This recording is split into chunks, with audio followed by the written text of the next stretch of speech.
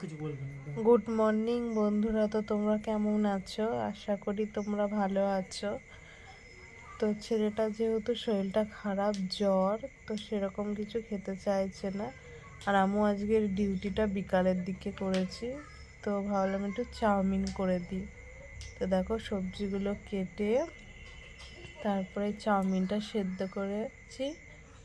আর যেভাবে করে একটু পেঁয়াজ লঙ্কা এসব ডিম দিয়ে চাউমিনটা বানিয়েছি, দিয়ে ছেলেকে খেতে দিচ্ছি। তো ছেলে খাওয়ার সাথে সাথে নিজেও একটু খাচ্ছি,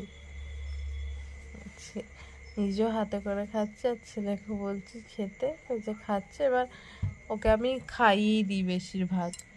তো ওকেও একটু শেখাতে হবে যদি হাতে করে খাওয়ানো।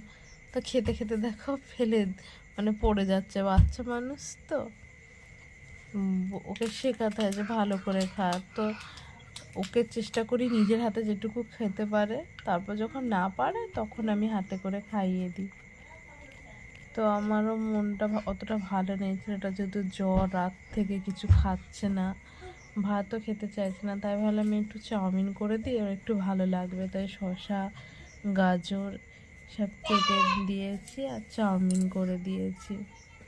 আর তোমার দাদা ভাই আজকে কাজ থেকে 2টোর মধ্যে চলে আসবে, তারপরে আমি বিকালের দিকে ডিউটিতে যাব।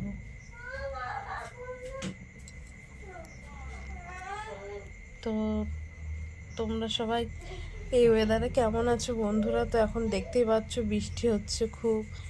এবার বৃষ্টি হলেও আমাকে ছাতা মাথায় করে রোজই কাজে যেতে হচ্ছে। সকালে ভাবছি বৃষ্টি কমলে বিকালে যাব, বিকালে সবসময়ই বৃষ্টি হচ্ছে।